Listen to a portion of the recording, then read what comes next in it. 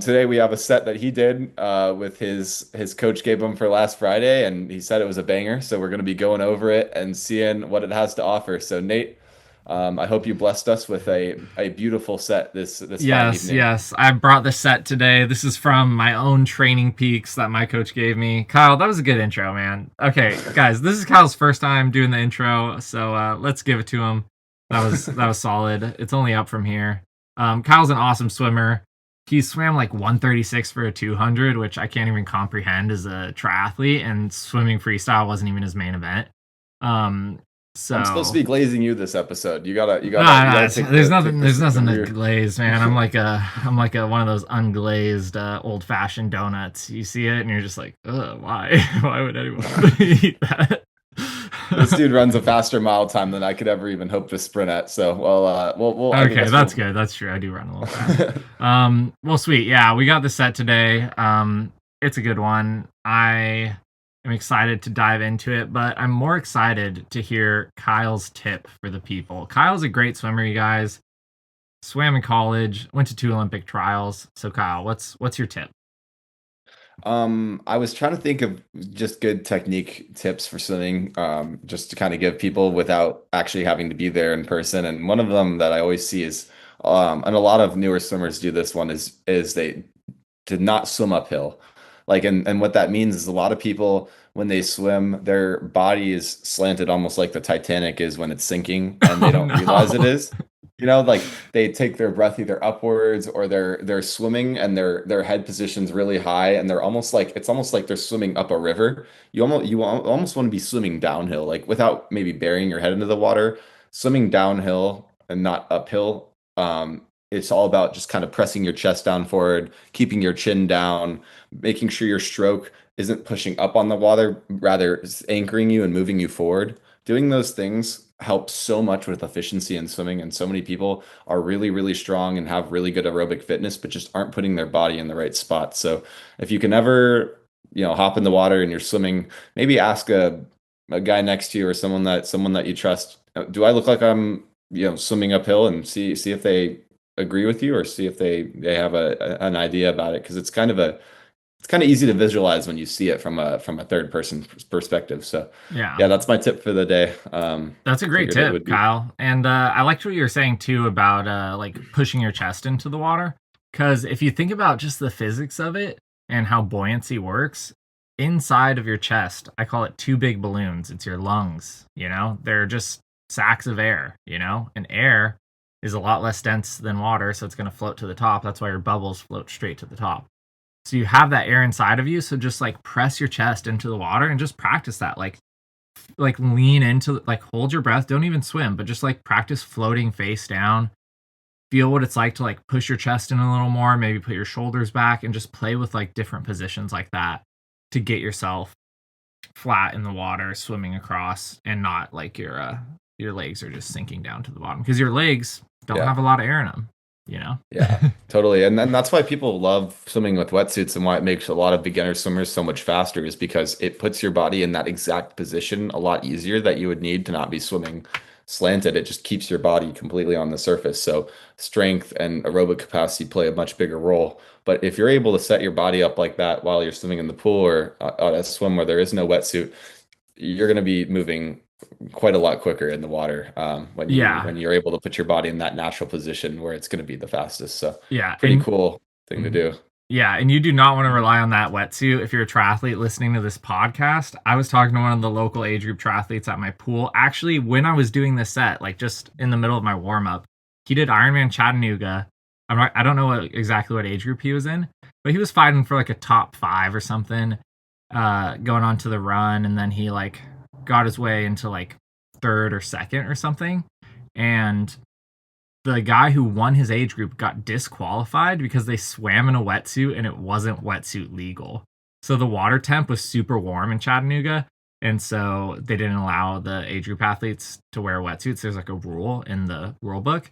But the guy who finished first in his age group swam in a wetsuit anyway, finished the whole race, and then got DQ'd.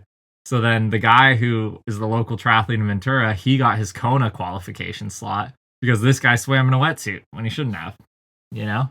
So you don't want to rely on the wetsuit. You want to be able to swim without it. That's some like age group drama for you guys, but yeah. Yeah, and then real like pure pool swimmers, unless you guys are really in open water, will probably never have to experience or well won't experience what the difference is between a wetsuit and non-wetsuit. But that's why it's even more important too if you're an actual swimmer to not be swimming like you're a sinking ship because you're just all of that lower body is going to be smacking and pulling through that water. Like anytime you have to swim with a parachute, just think about how much drag that puts on the back of your body. Imagine like your own body doing that to you. Like you don't want to do that. You want to be Uh, like a fish going straight through, slicing through the water. yeah. Yeah. You can't be dragging all of that water forward with you. You want to drag as little bit of it as possible. So that's just kind of how you should visualize it. Nice. That's an awesome tip, Kyle. Thank you so much. And with that, we're going to dive into the swim set. So, like Kyle said, this is a set I did on Friday. And you guys, if you've been following along the podcast for a little while, you know I broke my collarbone a few months ago and I haven't been swimming that much. But this week, I swam 5 times this week. And this was the first week since I broke my collarbone where I hit over 10K swimming, which for pro triathletes is not a lot. 10K is like pretty low amount. I'm usually used to swimming like 20 to 25K a week pretty regularly. So it's not huge, but it was a big milestone for me. And I was really happy with the progress I made this week. And I felt really good in this swim set. I felt like I was connecting with the water, connecting with my stroke, and I wasn't swimming fast. No records were broken. I'm definitely not as fast as I was before I broke my collarbone, but this was giving me little glimpses of hope that like, oh, I'm getting close. I'm getting closer to where I was before. So yeah, pretty simple set. I am not swimming very long sets right now. Not a single one of my workouts this week was over 3K, just because I'm bringing the shoulder back and all those muscles that I didn't use for almost 2 months back up to speed. But yeah, 300 swim with fins was what I started with. And starting with fins has been really nice for me because I did run before I did this set. I had like an hour long run, so my legs were a little tired, but also just is helping me, you know, since I don't have as much power in my arms right now. And then I did 475s kick with fins. I kind of alternated between, I would do like a 25 kicking on my side, left side, right side, and then 25 kicking on my back. And then 650s holding the paddles. So I'll give a little example of that. This is a paddle right here. And holding the paddles from the top is kind of like you hold it in your hand like this. It's similar to the fist drill. So you're like kind of making a fist. And it just kind of locks your wrist into place like that. If you guys are listening on Spotify or Apple Podcast and not watching on YouTube, it's just essentially just holding your paddle with like your hand closed in a fist, and then most of the paddle is over your wrist slash forearm. So it just brings a little more awareness in like that forearm part of your stroke, which is really good because you do get a lot of power from your forearm if you can position it in the water the right way. So that drill kind of just helps with that. And then 3x100 done as 25 fast, 75 easy. And yeah, that was my whole warm up. Nothing crazy, but yeah, I was swimming in the warm 25-meter pool at the Ventura Aquatic Center, and I felt good after this warm up. So yeah, Kyle, what are your thoughts on that? Yeah, no, I really like it. I think the paddles like drill is really, really cool. I really like paddles in a lot of different ways. Not, and I use them, and I think a lot of people are guilty of using them as crutches because they do make you go a little bit faster. They keep you higher up on the water. But the most fundamental thing, like the best thing about paddles and why they were originally created was because they teach you the correct hand and arm positions for your stroke. If you can't swim properly with paddles, your arm and your hand is not in the right position to be catching water, and it only exaggerates that. So, being able to hold the paddles on top and lock out that wrist is something that you really actually need to do when you're swimming, and your hands in a normal position. So, I think that's a really great drill, and I think that's a cool thing to try. And it's also a great way to just kind of see like if that feels extremely difficult for you and it feels super unnatural, that's a good sign that your arm or and forearm may not be in the right spot in the water. So I think that's a really, really good drill, and I would really like to use that at some point. Nice. And then another thing I forgot to say about my paddles is that I only have one little finger strap and it's for my middle finger. So when I put the paddle on, It's just over my middle finger, and there's no wrist strap. Whenever I get paddles, for years I've been doing this, I just take the wrist one and I just put it in my swim bag for when this one inevitably wears out and breaks because I swim, put those yards in. But yeah, this is so if you really swim bad, the paddle will just like kind of fall off your hand, or it'll like move in a way to where like, oh, I'm obviously not locked in right now. I'm not using it in the right way, and I don't have the correct position. So that's a pro tip for you guys. Little bonus quick tip is just take off that wrist strap and just have one or two for your fingers. So yeah.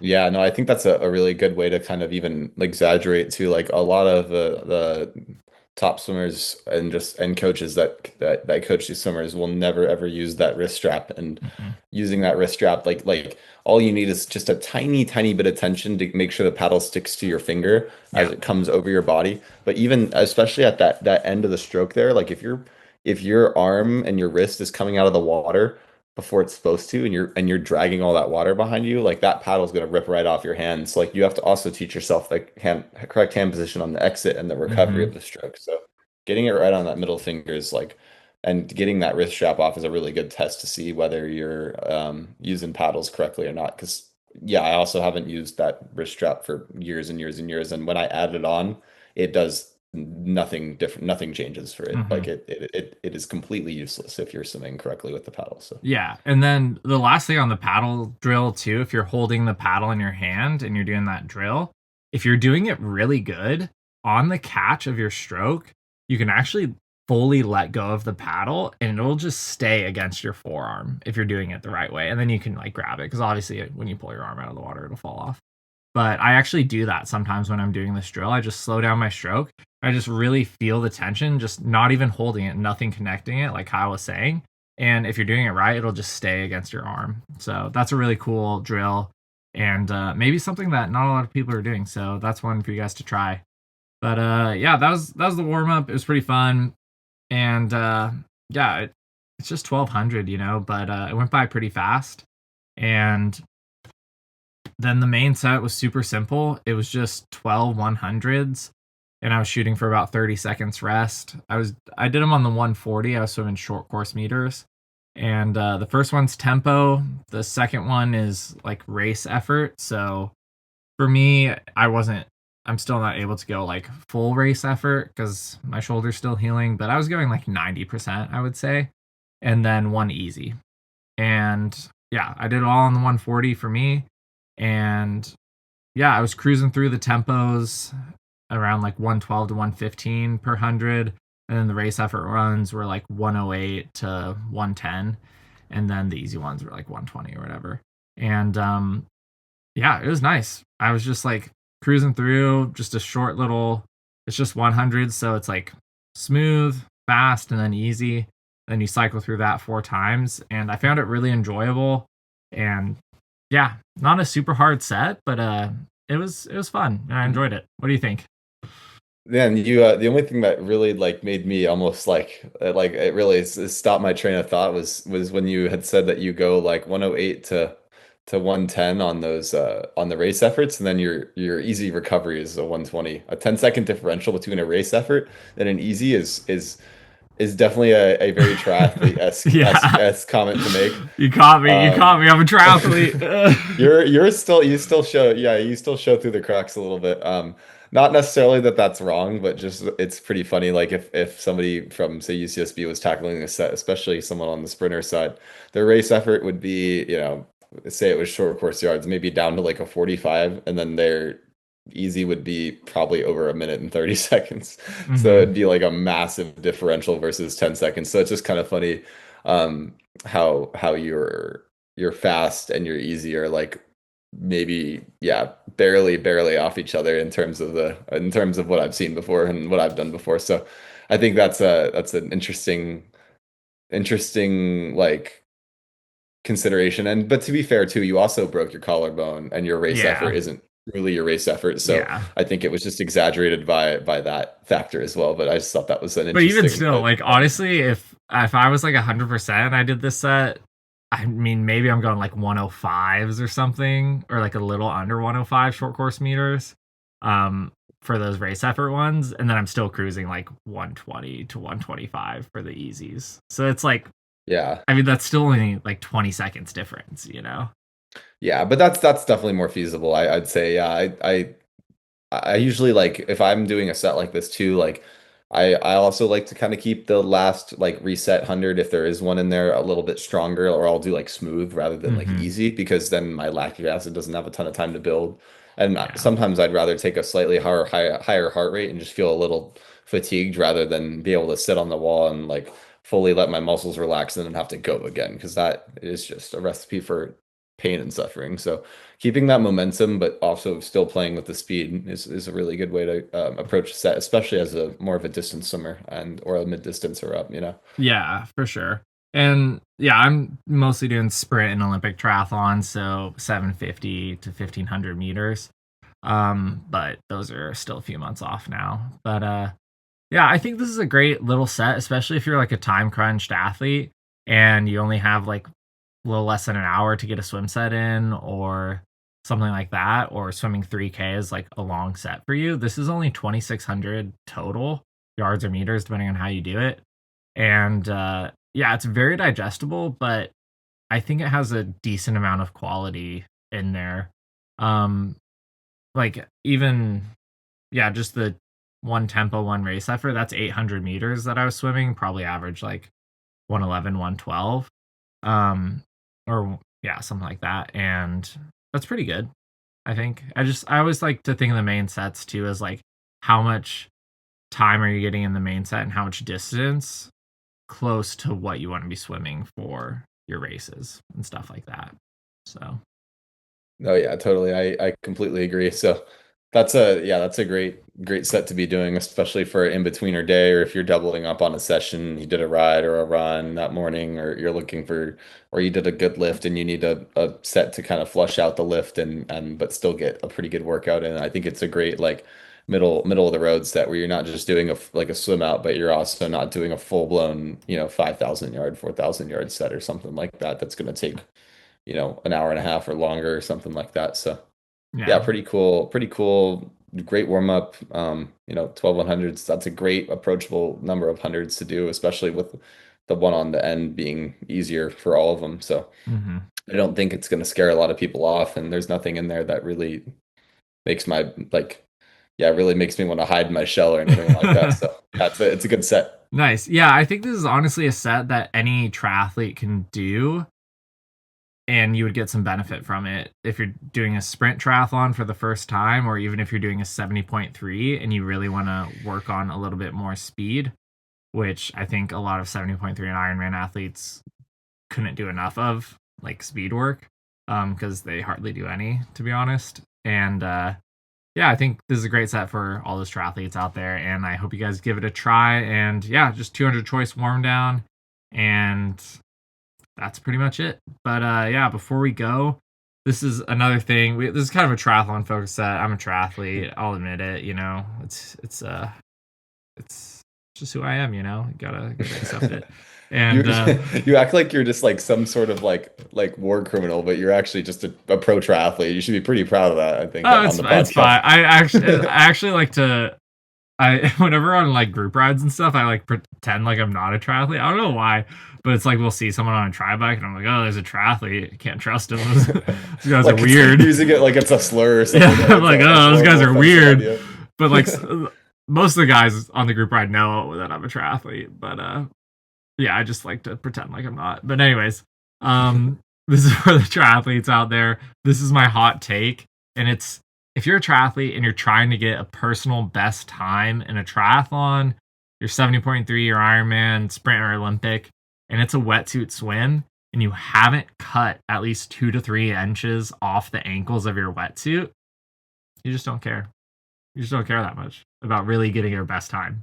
If you like go out there and you're like, yeah, I want to go under 5 hours for my 70.3, but then you're like not even thinking about how you can save a minute taking off your wetsuit by just cutting 2 inches off the ankles, then you really don't care that much. That's all I gotta say.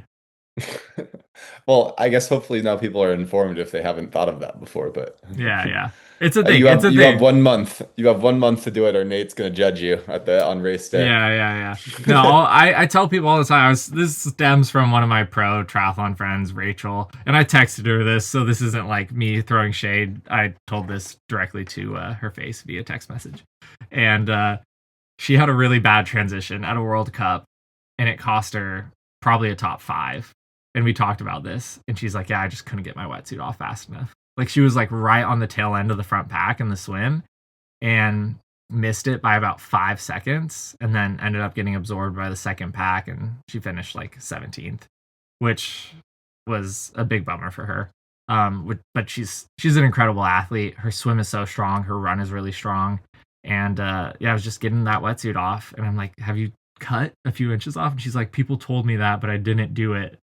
And she's like, I regret it. And I'm like, at least she knows. But yeah, Rachel, incredible athlete. And don't be like that. Learn from other people's mistakes and cut those inches off your wetsuit. I know they're expensive and stuff, but it's not going to hurt the wetsuit. Just cut like 2-3 inches off the bottom, and you're going to just be able to take it off your legs so fast. Get your personal best time. Your friends will be like, "Wow, you're so fast in T1." All that stuff. Yeah, you turned the hot take into a tip there. I like it. You pissed everyone off, but then gave them the solution. So at Yeah, least yeah, yeah. there's a little balance in there. You gotta dunk them in the water and then lift them up and then give them the redemption. I There we don't go. know. Anyways, thanks for It's an listening, you guys. interrogation. Yeah. Thanks for listening. Subscribe to our YouTube channel if you haven't already, and see you on the next one. See y'all next week.